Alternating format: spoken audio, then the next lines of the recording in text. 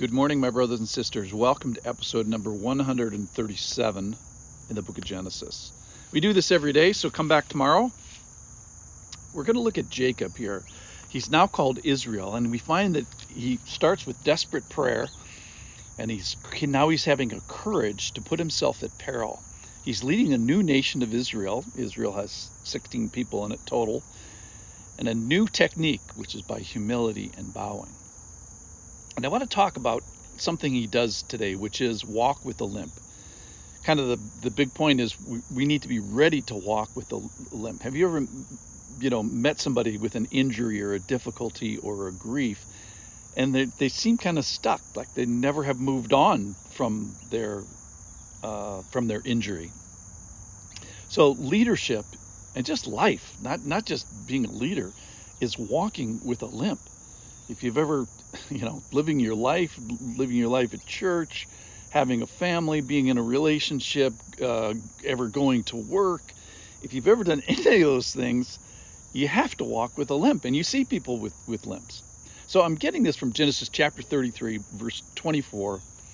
The man wrestled with him, that turns out to be God here in a second, until the breaking of the day. And when the man saw that he had not prevailed against Jacob, he touched his hip socket, and Jacob's hip was put out of joint when he wrestled with them.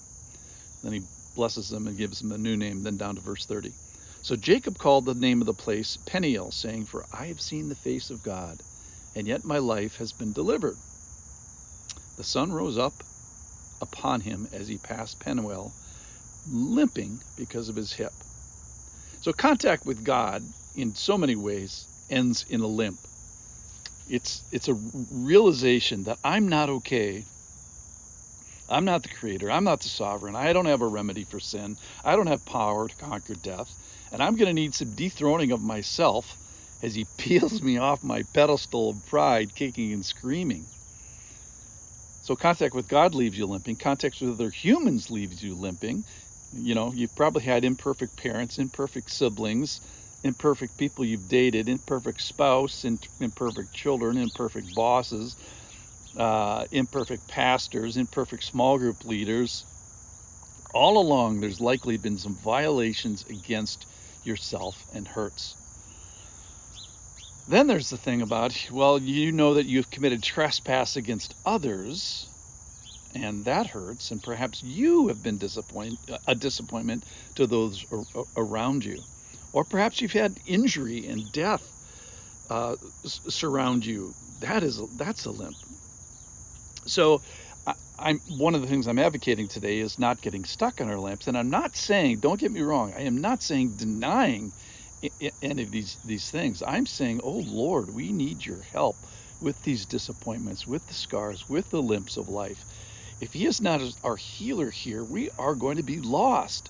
So the thing is that Jesus knows that we are people of disappointment. God knew it with Adam and Eve in the garden. And it wasn't a surprise to him then. He knows that we are people of iniquity. He knows we are people of trespass. He knows that we are people hurting and being hurted. And Jesus knows that we are a people of limps. Some who walk nowhere and get stuck in their limps, and others who walk on, which is what I'm going to advocate here.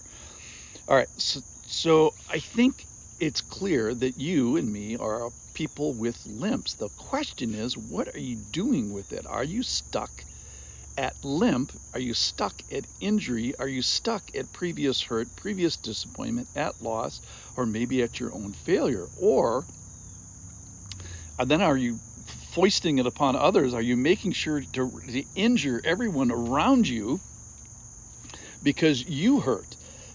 So hurting people hurt other people without the formal decision not to. So are you walking with a limp? Are you moving forward? That's the big question today. Are you working towards forgiveness? So are you giving grace where it is not due? Because isn't that the definition of grace? And isn't that what was given to you and to me? Isn't that what is required to get us into heaven, is the grace of God to come help us? So the question I have for us is, do you have enough grace to distribute? And this is impossible without knowing the grace that has been given to you. So the question is, what are we doing with the limps that we have? Nothing? Or are you walking with it? Are you going on? Are you being stuck at limp? So what does Jacob suggest here? A couple of things. I think he acknowledges that we are wounded people. We're not God's, small g there. We're not perfect before him. We're not perfect before each other. That's the reality. So what? So step one, I think realizing that God is gracious to Jacob. So God kindly wrestles with Jacob. He strives with Jacob, but he does so as a loving father, not one that's going to squash him like a bug. He kindly wrestles with him. So the Lord gives grace to Jacob and a whole bunch of other people, giving grace where it's not due. So the Lord is gracious to Adam and Eve. He's gracious to Noah. Those people responded nicely. He's also gracious to Cain and to Laban, that we've seen here in the book of Genesis. So he turns into all those people with grace. They all don't deserve it. They don't all respond to the Lord's kindness, but the Lord responds kindly. So that's keep that in mind, number one. Step two is turn to others, because of what God's done, turn to others with grace that they do not deserve. Be kind to them as they walk with their limps. Help them with their limps. Step three is try to prevent limps. Don't be a limp maker, and try not to be a distributor of limps to the rest of the world. And then step four is to walk with your limp. Kind of the charge today is to master your limp. And it's not so much moving on from your limp, but it's and denying it and saying that never happened, that's not who I am.